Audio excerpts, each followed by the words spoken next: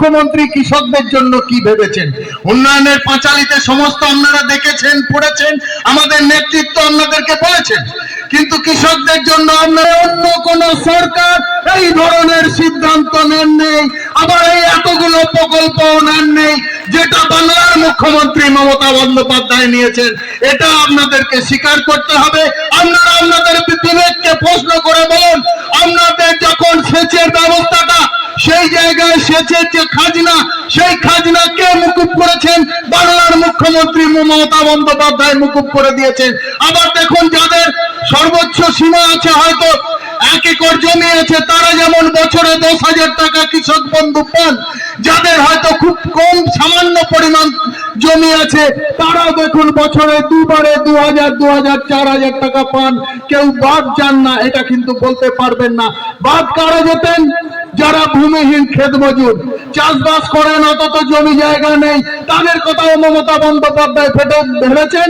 এবং কয়েকদিন আগে আপনারা জানেন, ব্লকে সেই জায়গায় ক্যাম্প করে সেই যারা ভূমিহীন ক্ষেত মজুর, তাদের জন্য আমাদের ব্লকের নেতৃত্বরা, পঞ্চায়েত সমিতির সমস্ত সদস্য থেকে শুরু করে আপনার এলাকার, এই এলাকার তৃণমূল কংগ্রেসের কর্মীরা আহমেদ হোসেন সাহেবের নেতৃত্বে আপনাদের ফর্ম ফিল আপ করে সমস্ত সহযোগিতার হাত বাড়িয়ে দিয়ে আপনাদের সেই জায়গায় কিন্তু যাতে কৃষক বন্ধুর টাকা পান সেই ব্যবস্থা করে দিয়েছে।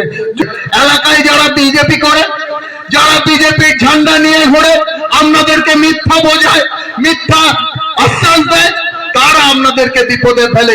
ভোটার লিস্ট থেকে নাম কাটার জন্য কারা সচেষ্ট ছিল? বিজেপিরা। অনেকে গোপে তাড়া দিচ্ছিল।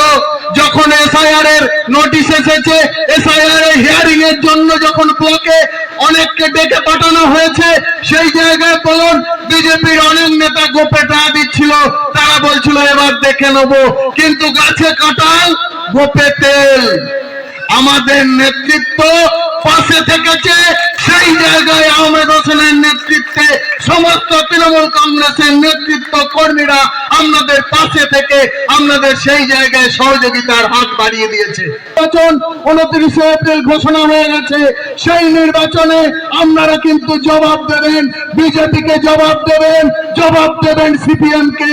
এবং যে দলটা আপনাদের পাশে থাকে, যে নেত্রী আপনাদের পাশে থাকে, সেই মমতা বন্দ্যোপাধ্যায়ের দল তৃণমূল কংগ্রেসকে এবং মন্তেশ্বর বিধানসভায় আমাদের যিনি আছেন, আমাদের অভিভাবক আহমেদ হোসেন শেখের নেতৃত্বে বিপুল ভোটে মমতা বন্দ্যোপাধ্যায়কে জয়যুক্ত করতে হবে।